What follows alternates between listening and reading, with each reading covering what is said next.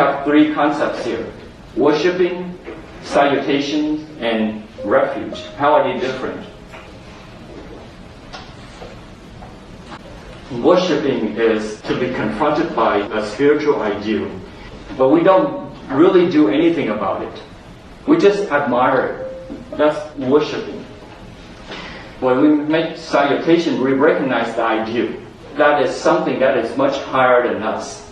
For example, we see a body of river, so we start to recognize that there is some distance between us over this side of the shore and the other side where we want to cross. We want to cross if we want to realize that ideal. Going for refuge is to begin to cross the river, to close that gap, to get closer to the ideal. When we worship, there is no consciousness of that gap. We might not recognize it, we just have that respect, but we don't have that conscious recognition of the gap. In salutation is when we become conscious of it. We realize how great it is compared to us. Going for refuge is to be determined to close that gap, right, by walking the path towards the ideal. For example, we drive a car, you're on a road trip, and you see a mountain, beautiful mountain ahead of you, hundreds of miles away, with a snow cap, very beautiful. And you have this admiration for the beautiful mountain peak. That this corresponds to worship. You never thought about climbing it, but you just admire the beautiful scenery. Salutation is as you get closer to the foothills of the mountain, you start to realize how much higher it is compared to you, right? From afar, it looks beautiful, but it doesn't look very high. But as you get closer to the mountain, the foothills, you start to realize, oh my goodness, it's very high. And you will realize that how difficult it is to be climbing it. Taking refuge here is to say, all right, I'm going to clamp down, I'm going to be determined about it, I'm going to climb that mountain. And you start walking towards it. You actually take action and to walk towards it. Another distinction between worshiping and refuge, that it is, so besides worshiping the three jewels, in Buddhism it is considered appropriate to be worshiping other things.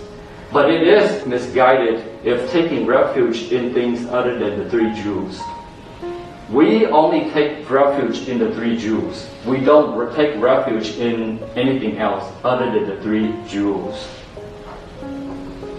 Throughout history, people worship certain natural objects, such as rocks, trees, and fire.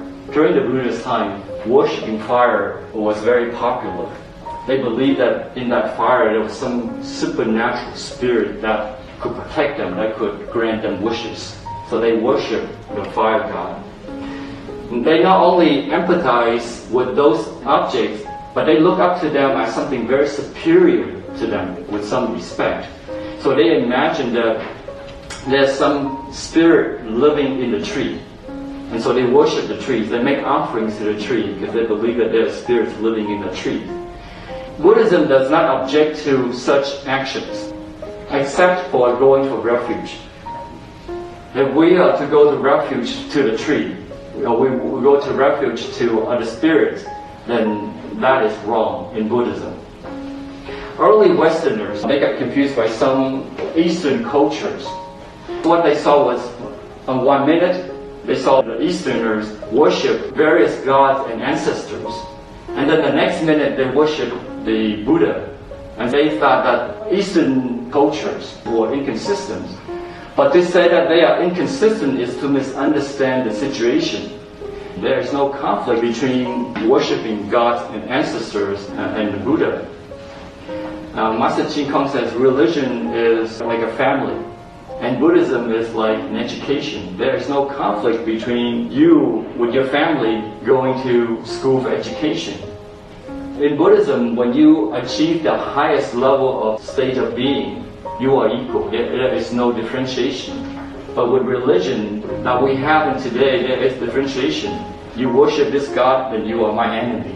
You're supposed to be worshiping my God. If you worship your God, then you have just declared yourself to be my enemy. So there's always a conflict. But for Buddhism, the higher you go when you achieve the ultimate, there is no differentiation. when you're out in the world, you achieve enlightenment, you see reality. Other people see reality as well. You are equal, essentially. While Buddhism is not against worshipping trees, hills, and rocks, but it does take exception for going for refuge for those things. So why is that? Why is that Buddhism makes this distinction between taking refuge to the three jewels and taking refuge to something else? Because if we take refuge in those natural objects, trees, hills, rocks, fire, for example, then we are taking them as our highest value, the highest goal to achieve. When we do that, we are expecting something from nature which it cannot give. Buddhism searches for unconditionality. Nature cannot give us that. Although they may show superior quality, but it cannot give us unconditionality. When we say that we take refuge in the three jewels, the Buddha, Dhamma, and Sangha, we take those things to be the highest value. That's why we don't take refuge in other things, because they cannot provide unconditionality. So although they can manifest qualities which are worthy of reverence, but we don't take refuge in them. We respect, but we don't take refuge. In similar vein, Buddhists don't believe that it is wrong to worship gods. Gods are more powerful than we are. They are more meritorious. They are more virtuous than human beings. They are at the higher plane, but still they are spiritually mundane. They have not transcended to enlightenment. That's why we don't take refuge in them, because they have not achieved enlightenment. And taking refuge is you start to take action towards it. You just don't look at the ideal at that mountain.